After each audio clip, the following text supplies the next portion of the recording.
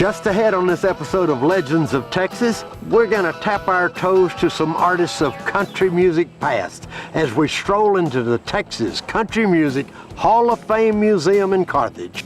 Then we'll travel out to Mesquite and we'll lasso up some history of the Mesquite Championship Rodeo. And we're going to swing to the beat of a different drummer as he tells us about playing for the king of swing, country music giant Bob Wills. So swing around on a stool and take a seat as the Legends of Texas commences right now.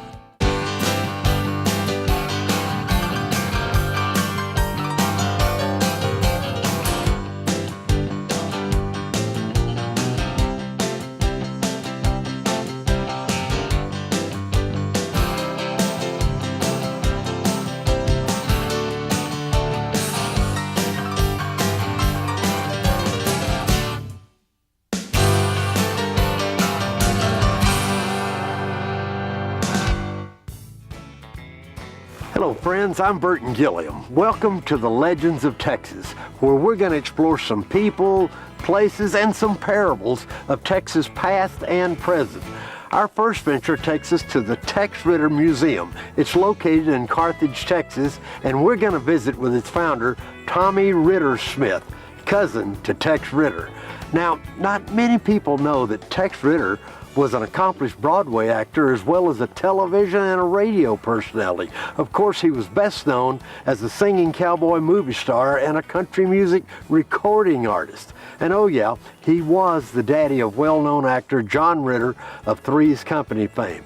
Now, along with Tex, there are several other country music colleagues that are legends of the past and the present, and they're also honored right here at the Texas Country Music Hall of Fame.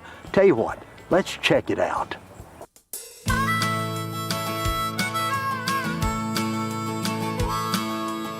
My name is Tommy Ritter Smith, and I am a cousin of the late Tex Ritter, the singing cowboy star. I'm also founder of the Tex Ritter Museum here in Carthage, Texas, and the Texas Country Music Hall of Fame. Tex Ritter was a lot of things. He was a member of the Grand Ole Opry. He toured extensively with a band called the Boll Weevils and became a Western singing star, a movie star, a radio star, a television star. He starred on Broadway. So he was a lot of things to a lot of different people. He was born and raised about 10 miles south of here in a little community called Merval in Panola County. The population of Carthage is a little over 6,000. Carthage is located in East Texas. Our county actually borders Louisiana, and we're just 40 miles west of Shreveport, Louisiana. The museum is located on Highway 79, just west of the downtown area. Our museum is open Monday through Saturday, 10 a.m. to 4 p.m., and the cost is $5. We started the museum to honor Tex in '92 in an old two-story house next door to our current location, and then we moved everything over here in 2002, and we began the Texas Country Music Hall of Fame and started honoring other Texas country music legends that were friends of Tex. We've got Willie Nelson, Waylon Jennings, Johnny Lee, Bill Mack, Mac Davis, Cindy Walker, Charlie Walker, Billy Walker, got all the Walkers, Gene Autry. We've got Bob Wills, Ernest Tubb, of course Tex Ritter and Jim Reeves, Chris Christopherson. We've got the Gatlin brothers. Well, I came back to Panola County in 1976, and shortly after that, a few years later, took the job as the manager of the Panola County Chamber of Commerce. We realized early on that our biggest tourism draw was going to be the fact that Tex Ritter and Jim Reeves, both country music legends, were born in our county. And we opened the Tex Ritter Museum first, and that was fairly easy to do because the Ritters didn't have a museum. We opened that, we were very successful at that, and came upon the idea that there were a lot of Texas country music legends, and a lot of them were not being honored. And so we developed the Texas Country Music Hall of Fame. And so far we've honored 31 Texans that were born in Texas and that contributed significantly to the country music profession. And we've identified over 300 more that are eligible. We're going to keep doing this till we got them all honored. We have a show where we actually induct the people into the Hall of Fame, and they come and perform. It's the third weekend in August. I don't think there's anybody in our museum at this time that didn't have some kind of connection with Tex.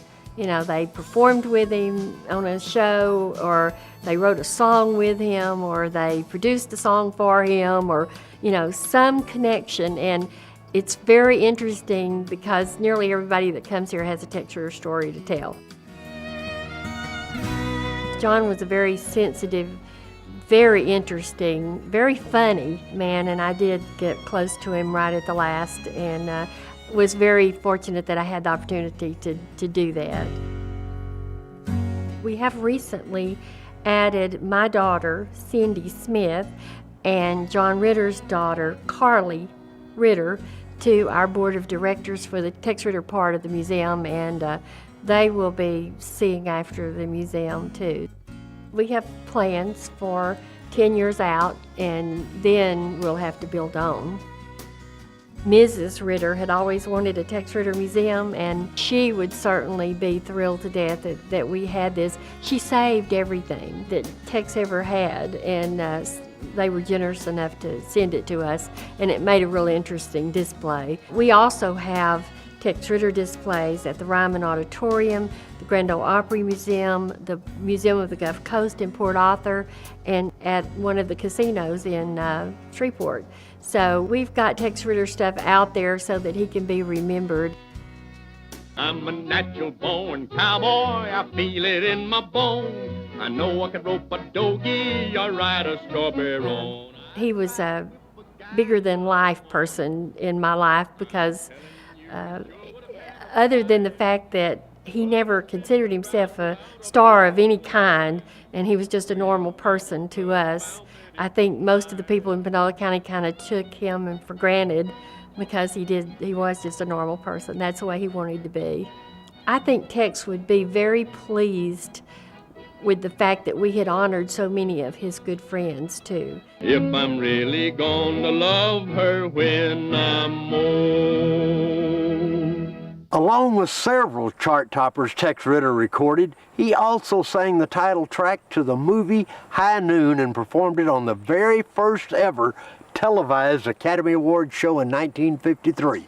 Coincidentally, it won the Oscar for Best Song of that year. Coming up, we'll show you a bucking good time as we uncover the resilience of Resistol Arena and the Mesquite Championship Rodeo. And later on, we'll drum up how one legendary musician added a beat to the innovator of Western swing as Legends of Texas continues.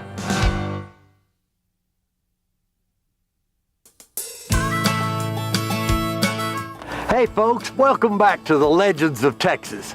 Now, at one time or another, we have all replied to someone the wisecracking phrase, "Hey, this ain't my first rodeo." Well, nothing is more accurate than for the Mesquite Championship Rodeo. It's the longest running weekly rodeo in the world, and it was just a vision in 1958, a vision by legendary rodeo cowboy Neil Gay. Since the rodeo superstar grew weary of the hustle and bustle of traveling to compete all over the country, Gay wanted to settle down. He wanted to bring his sport back to his own backyard. Gay catapulted a sport and an arena, which is now in its 50th year, that has made Mesquite the rodeo capital of Texas, and the Mesquite Championship Rodeo is truly a Texas legend. Hello, I'm Mark Miller, the General Manager of Resistol Arena, the home of the Mesquite Championship Rodeo. Mesquite is like every other little suburb from every large town. When the rodeo started, this was a little more grass and dusty, and a few more horse owners here. Now Mesquite, Texas is thriving. Here we are 12 minutes away from downtown, town of 120,000, but we still like to say this is where the pavement ends and the west begins. You really can't be compared to any other rodeos throughout the world. The PRCA, our sanctioning body, which hosts over 700 rodeos from throughout the United States and Canada, they take place once a year. And so everybody gets a new pair of jeans and their hair done, you go out to the rodeo once a year. Well, we're a little different because we last for 6 months every Friday and Saturday night. And the reason why we're different than most is it goes back to the founder of the Mesquite Rodeo, Neil Gay, in 1958. Has two small boys and sadly loses his wife. And he is on the road as a rodeo cowboy for a living. And now he's faced with raising 2 babies. How does he go to the rodeos? Well, he doesn't. He brings the rodeos to him. So instead of traveling, the 52 performance every Friday and Saturday night rodeo, which he found out was born, so he killed 2 birds with 1 stone. He kept himself in the rodeo business and kept himself off the road. Now here we are 50 years later with the success of doing the same thing and bringing rodeo to hundreds of thousands of fans. Donnie grew up just a few blocks away from the arena, and I believe spent a lot of time picking up trash after the rodeos, but also always had one eye open and was watching these bulls buck and start off on small steers and worked his way up. And when you have this type of environment, it worked out. And Donnie, of course, became the world's greatest bull rider, winning 8 world titles, and is still the standard where bull riders are matched against today. And obviously he learned his craft and is a huge part of the Mesquite Championship Rodeo. Well, the glory of rodeo and the glory of the Western culture is it will never go away. The romance of the cowboy is as strong now, will be as strong as with my grandkids. That's how the West was founded and how America was founded. You go back to that grassroots, and that hits to that romantic culture, the American cowboy. And we're lucky enough to show that every weekend here in Mesquite, Texas.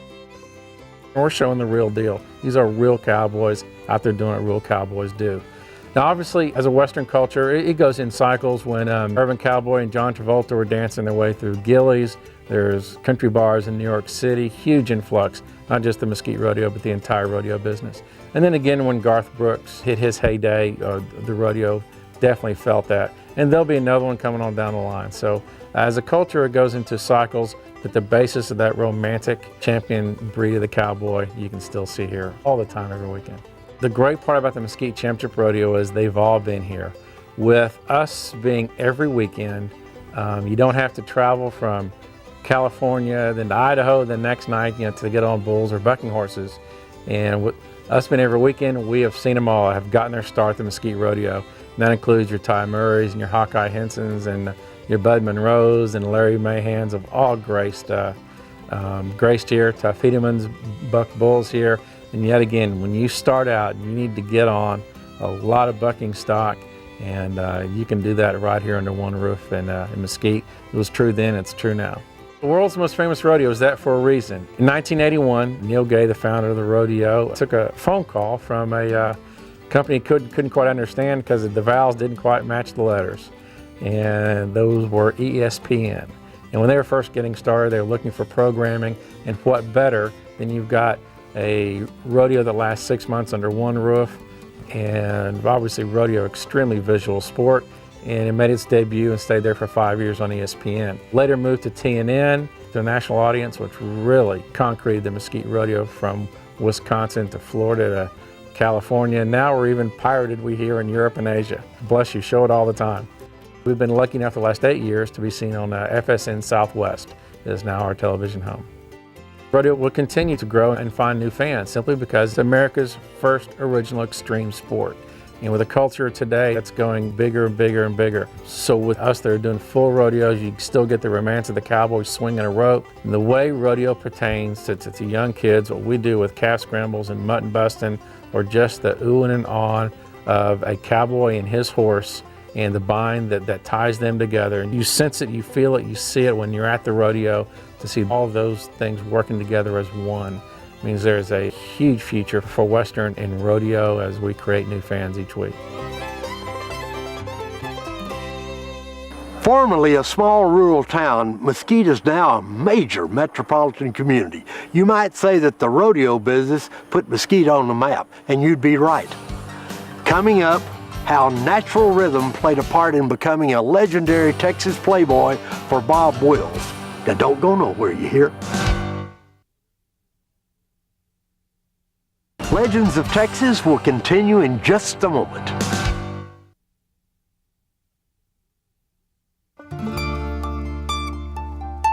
Welcome back, folks. Hey, you want to know about a real legend in Texas? Well, we got one. You've all heard of the famous outlaw Jesse James, who with his brother Frank and their ill-reputed James gang held up banks and robbed trains all along a trail that, well, it stretched across the map. Legend has it that in 1882, a member of his famous gang, Robert Ford, turned on Jesse James and he shot him in the back for the $10,000 reward. James was supposedly buried in Kearney, Missouri. However, two other accounts, according to so-called witnesses and descendants, claim that Jesse lived under aliases in Blevins and Granbury, Texas, and he died at the ripe old ages of 95 and 103 respectively. These claims ensure that James is buried in these two other places as well. In fact, the sources are so sure that Jesse James lay dead at their respected places that they have put up headstones martyring the legendary outlaw.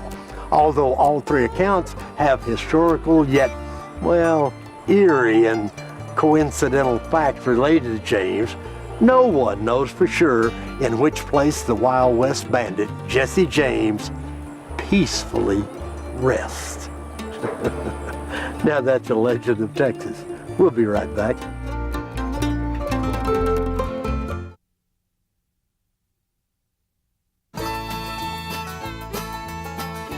Okay, what does a baseball player, a Marine, a school teacher, and a Western swing drummer, what do they all have in common? Well, they have all been achieved by one man, Casey Dickens. The most talked about achievement by this young at heart scholar was that of his drumming days with world-known Western swing band leader Bob Wills. Bob Wills and his Texas Playboys used a variety of instruments and began a genre of music in the 1930s that had never been heard before. The music style was titled Western Swing, and it's hard to imagine not one soul has not heard a well-known tune or emulated the famous shout-out of Bob Wills cooing at his band with a big ah-ha. That's Bob Wills, folks. Let's check in with one of Bob Wills' famous Texas Playboys.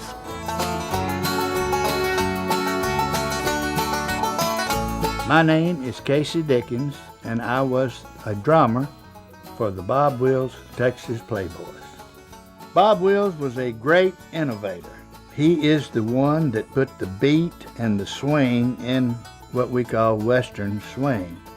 Bob was the first one to use drums, where he mixed drums, fiddles, with horns. No one at that time was using horns. In fact, the Grand Ole Opry in those places were not even using drums. He actually is the originator of the Like Crust Doughboys, and he stayed with the Like Crust Doughboys for 2 or 3 years, and he and W. Lee O'Daniel didn't see eye to eye, so Bob left and went to Waco and formed the Texas Playboys. One night on XEG, they played a song that just, I don't know, it just took a hold of me. I was in junior high, and it was a twin guitar instrumental. And of course, Bob ha-ha'd and ad-libbed on all of his records and everything. And he said, well, here's those boys. And I'm telling you, that instrumental just, as y'all might say, just knocked me out. I'm from the Beaumont-Port Arthur area. I played 3 years of pro ball in the Kansas City organization. I was fixing to go to AAA when my daddy called me that night and told me that I had gotten my greetings from Uncle Sam. I did not want to go in the Army. I thought I was just about the toughest thing going at that time. So I went in the Marine Corps.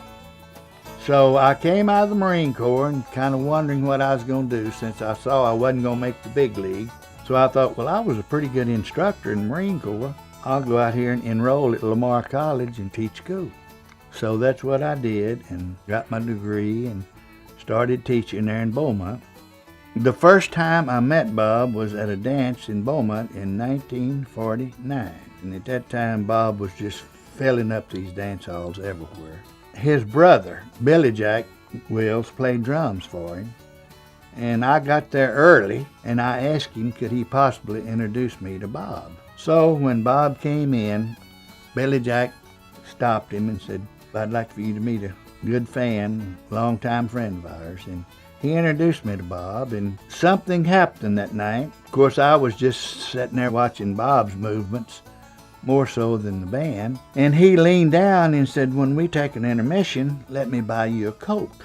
Man, I didn't walk up to that bar to get a Coke. I just was gliding up there. Found out that his hobby was horses. Well, my hobby was horses. From there on out, anytime Bob would be in Houston, Beaumont, Port Arthur area, boy, I would be there. I was such a Bob Wills Playboy fan, and I had told Bob if I could just go to work for him trailering his horses. He told me he would never hire me unless I could play something. And I told him, I said, Bob, I don't know how to play music. He said, well, you are eat up with rhythm. I thought, well, how hard would it be for me to learn to play drums? Said, go over to Houston and tell Herb Rivington, a great steel man that had worked for Bob for about 5 years, to fix you up with a set of drums. So I did, and Herbie sold me a used set of drums because I didn't have much money at that time. Went back home and started playing with Bob Wills records. And I had a good, steady sense of rhythm. Started working with little bands there around Beaumont. So one night in Houston, I sat in, and I played about 3 or 4 tunes, and Bob took an intermission, and he said, Case, I like what I'm hearing. So consequently, I never did get to be a good technical drummer because I stayed with the beat. But evidently, Bob liked it because I stayed with him 3.5 years, and that was a pretty long stint for drummers because he was very hard on drummers. I inherited that job as kind of the business manager. I kept up with the contracts, I collected the money, kept up with the bills, and if I come up $10, $15, $20 short at the end of the week, I took that $15 out of my pocket because I had a balance sheet, and I wanted those credits and debits to match. Bob was real tickled to have me doing that. Being a Bob Wills Texas Playboy opened a lot of doors for me. I got jobs from different musicians that I would not have gotten had I not been a Playboy. I married my wife, Sue, and we've been married since 1963. We've been very happy. Some of Bob's best tunes are Faded Love, Cherokee Maiden,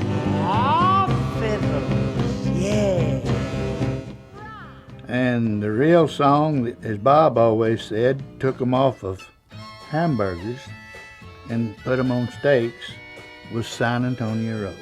Sold over 1 million copies way back in 1939 or 40. A lot of us that were still around in the 70s and 80s and even up to now, we still get together. I am 78 and I moved to Hideaway, Texas. That's right out of Tyler. And I can walk out my backyard and walk about 100, 150 yards and tee off on the #1 fairway. And I really enjoy golf. I decided I either was going to buy another horse or a motorcycle, since you don't have to feed a motorcycle except when you ride it.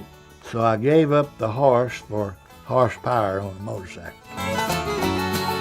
I've got over 1,000 hours of Bob Wills albums, Bob Wills tapes, and I spend a lot of time here in this music room reliving my past. That stint on Bob Wills Band was one of the highlights of my career. As long as I'm living, I'm going to come out here and relive my Bob Wills days by listening to the music and looking at my pictures. Because of his lack of hitting talent, Casey proudly boasts that Baseball Hall of Famer Ted Williams said he had $1 million talent with a 10-cent brain. We'll be right back.